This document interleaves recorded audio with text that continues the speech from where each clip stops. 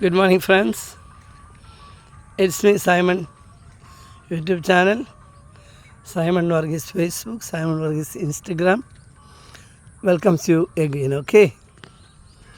നമ്മുടെ നാട് വളരെ ഒരു വിഷമകരമായൊരു സാഹചര്യത്തിലാണ് മുമ്പോട്ട് പോകുന്നത്. കാരണം ലോകത്തിലെ രണ്ടാമത്തെ ജനാധിപത്യ രാജ്യം എന്നൊക്കെ പേരെടുത്ത ഇന്ത്യ, അതിൻ്റെ ആൾമാറാട്ടം നടത്തുന്നു, വോട്ട് ചെയ്യുന്നു. അത് കമ്പ്യൂട്ടറിൽ നമുക്കെഴുതി ചെയ്യാൻ പറ്റും. അതൊക്കെ എല്ലാവർക്കും അറിയാവുന്ന കാര്യങ്ങളാണ്. പക്ഷെ ഇപ്പോൾ ഏറ്റവും ഞെട്ടിക്കുന്ന വിവരമാണ് പുറത്ത് വന്നത്. ഓരോ സ്റ്റേറ്റിൽ ഇലക്ഷൻ നടക്കുമ്പോൾ മറ്റ് സ്റ്റേറ്റിൽ നിന്ന് അനുചരന്മാരെ കൊണ്ടുവന്ന് വോട്ടേഴ്സ് പേര് ചേർത്ത് ആർക്കും തടുക്കാനാവാത്ത വിധം വോട്ട് ചെയ്യിക്കുക. കഴിഞ്ഞ് ഇവർ അടുത്ത പണിക്ക് പോവുക. അതിൽ നേതാക്കന്മാരുമുണ്ട്, അണികളുമുണ്ട്. അത് ഒരു ജനാധിപത്യത്തെ തകർക്കുകയാണ്, സ്വേച്ഛാധിപത്യത്തെ വളർത്തുകയാണ് ചെയ്യുക. അത് യഥാസമയം കണ്ടെത്താൻ കഴിഞ്ഞത് വലിയൊരു ഭാഗ്യമായി കരുതാം. കാരണം ആരാലും തടയപ്പെടാൻ കഴിയാത്ത രീതിയിൽ അത് ഓതൻറ്റിക്കേറ്റഡ് റോബിംഗ് ആയിരുന്നു നടന്നുകൊണ്ടിരുന്നത്. ചൗക്കിദാർ ചോഹെ എന്നൊക്കെ പറഞ്ഞപ്പം ആരും അത് അത്ര അങ്ങോട്ട് ഗൗരവമായിട്ട് എടുത്തില്ല. പക്ഷെ ഇപ്പം തെളിവ് സഹിതം പറഞ്ഞപ്പം ചൗക്കിദാർ ചോഹെ എന്ന് പറഞ്ഞപ്പം തള്ളിക്കളയാൻ പറ്റുന്നില്ലെന്നാണ് തോന്നുന്നത്. എനിഹോ, ഇന്ത്യൻ ജനാധിപത്യത്തെ സംരക്ഷിക്കേണ്ടത് ഓരോ ഭാരതീയൻ്റെയും കടമയാണ്. ഇന്ത്യൻ ഭരണഘടന സംരക്ഷിക്കുന്ന അതേ പവിത്രതയോടുകൂടി ഇന്ത്യൻ ജനാധിപത്യത്തെയും സംരക്ഷിക്കേണ്ടതുണ്ട്. അത് അപേക്ഷ കൊടുത്തപ്പം വായിക്കാൻ മേലാതാക്കി കളയുക വോട്ടേഴ്സ് ലിസ്റ്റ്. അതായത് ഒരു പാർട്ടായിട്ട് നിന്ന് പ്രവർത്തിക്കുന്നത് ഇലക്ഷൻ കമ്മീഷൻ തന്നെയാണെന്നുള്ളതാണ് ഏറ്റവും വലിയ കുറ്റകരം. ഇവിടെ ശേഷനെ പോലെ ധൈര്യശാലിയും തൻ്റെടിയുമായിരുന്ന ആൾക്ക് ഇരുന്ന കസേരയാണ് ഈ ഇലക്ഷൻ കമ്മീഷൻ ഓഫ് ഇന്ത്യ. അതാണ് അദ്ദേഹമാണ് ഇപ്പോൾ ഇമ്പീച്ച്മെൻറ്റിനെ നേരിടാൻ പോകുന്നത്. എന്തൊരു കഷ്ടമല്ലേ. ഭാരതത്തിൽ ആദ്യമായിരിക്കും ഒരു പക്ഷേ അങ്ങനെ ഒരു മൂവ്മെൻറ്റ്. എനിഹോ, രസം വെച്ചാൽ നമുക്കിപ്പോൾ ഇന്ത്യക്കോ കേരളത്തിനോ തമിഴ്നാട്ടിനോ ഒന്നും ഒരു പ്രശ്നം ഇല്ല. ഇൻ്റർനാഷണൽ പ്രശ്നങ്ങളാണ്. ഇത് ലോകം മുഴുവൻ ഇട്ട് അമ്മാനം ആടിക്കൊണ്ടിരിക്കുക. അപ്പം അങ്ങനെ കൃത്രിമം കാണിച്ച് ഒരാൾ പോലീസ് ജോലി കിട്ടിയാൽ എന്തായിരിക്കും അയാളുടെ സ്ഥിതി? എന്നെ ഓഫീസറായാലും ആരും വകവെക്കുകയല്ലേ എന്ന് പറഞ്ഞതുപോലെയല്ലേ. എന്തായാലും ഒരു രണ്ടാം സ്വാതന്ത്ര്യ സമരം എന്ന പോലെ നാം ഇതിനെ കാണേണ്ടതുണ്ട്. ഭരണഘടന സംരക്ഷിക്കാൻ നാം എടുക്കുന്ന അതേ എഫേർട്ട് ജനാധിപത്യം സംരക്ഷിക്കാനും വേണം.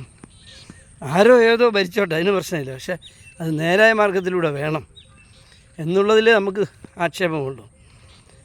അത് വ്യാജമായ രീതിയിലാകാൻ പാടില്ല. മറ്റുള്ളവരെല്ലാം മണ്ടന്മാരാക്കാൻ പാടില്ല.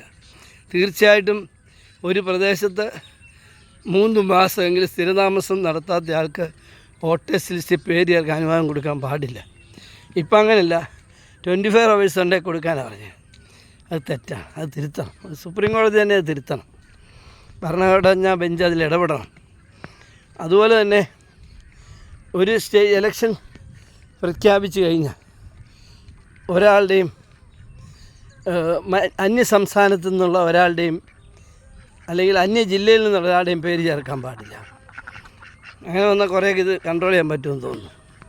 പിന്നെ വോട്ടേഴ്സ് ലിസ്റ്റ് ഡിജിറ്റലൈസ് ചെയ്യണം. ഏതൊരു ഇന്ത്യൻ പൗരനും ഈസിയായി കാണാനും ചെക്ക് ചെയ്യാനും രീതിയിൽ അത് പൊതുസ്വത്താക്കണം. അങ്ങനെയാണെങ്കിൽ ഈ തെറ്റ് യഥാർത്ഥസമയം കണ്ടെത്താനും ചൂണ്ടിക്കാണിക്കാനും പറ്റും. ഇലക്ഷൻ കമ്മീഷൻ നിങ്ങൾ പരാതി തരൂ. പരാതി തരണ ഇതിൽ ആ ധാരാളമെന്ന് അറിയണ്ടേ? അത് മറച്ചു വെച്ചിരിക്കുക. എന്നിട്ട് പരാതി തരാൻ പറയും.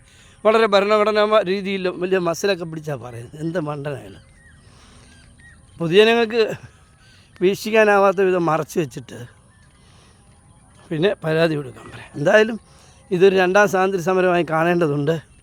നാം ബ്രിട്ടീഷുകാരെ ഓടിക്കാനെടുത്ത തീർച്ചയായിട്ടും പെട്ടെന്ന് നോക്കുമ്പോൾ ബ്രിട്ടീഷുകാരെ തോൽപ്പിക്കാൻ കഴിയില്ലെന്നാണ് എല്ലാവരും വിചാരിച്ചത്.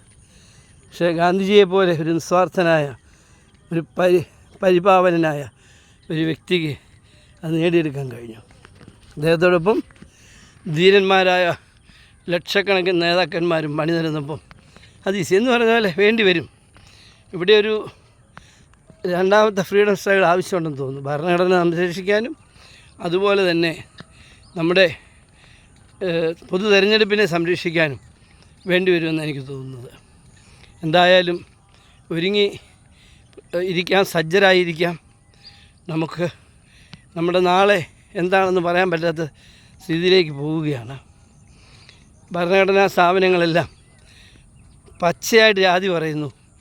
ഇവിടെ കേരളത്തിൽ നടക്കുന്നുണ്ടല്ലേ, ഇപ്പോൾ സുപ്രീം കോടതി പറയുന്നത്, മുഖ്യമന്ത്രി പറയുന്നത് കേട്ടിട്ട് ചെയ്യാനാണ് ഗവർണർ ഇരിക്കുന്നത്. സുപ്രീം കോടതി പറയേണ്ടി വരിക.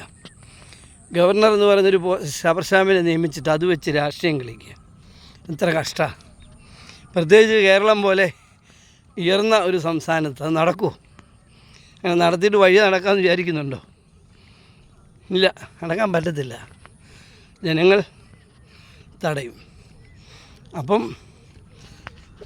ഒരു ജനം മുഴുവൻ അങ്ങ് തടഞ്ഞു കഴിഞ്ഞാൽ പിന്നെ പട്ടാളത്തിന് എന്ത് ചെയ്യാൻ പറ്റും? പോലീസ് എന്ത് ചെയ്യാൻ? ഒന്നും ചെയ്യാൻ പറ്റത്തില്ല. അടിമേടിക്കുക എന്നുള്ളത്. അതുകൊണ്ട് നമുക്ക് സജ്ജരായിരിക്കാം, സമരസജ്ജരായിരിക്കാം. ഇന്ത്യൻ സ്വാതന്ത്ര്യത്തെയും ഇന്ത്യൻ ഭരണഘടനയും സംരക്ഷിക്കാനുള്ള ബാധ്യത ഓരോരുത്തരും ഏറ്റെടുക്കണം. ഒരു പരിശുദ്ധമായൊരു ഇലക്ഷൻ, ഒരു വോട്ടേഴ്സ് ലിസ്റ്റ് വന്നിട്ട് ഇലക്ഷൻ നടത്തി ജയിച്ചോട്ടെ, കുഴപ്പമില്ല, ആർക്കും വേണം ജയിക്കാമല്ലോ. അല്ലാതെ അത് പാടില്ല, തെറ്റാണ്. നമ്മൾ പറയുന്ന ഭാരതം എൻ്റെ അമ്മയാണ് എന്നൊക്കെ പറയുമ്പോൾ ആ അമ്മയോട് ചെയ്യുന്ന പാതകമാണതെന്ന് നമുക്ക് മനസ്സിലാക്കണം എന്ന് തോന്നുന്നു. Okay, all the best. ഒരു നല്ല നാളേക്ക് വേണ്ടി നമുക്ക് പ്രാർത്ഥിക്കാം, കാത്തിരിക്കാം, പോരാടാം. All the best. Have a fantastic positive day. Praise the God.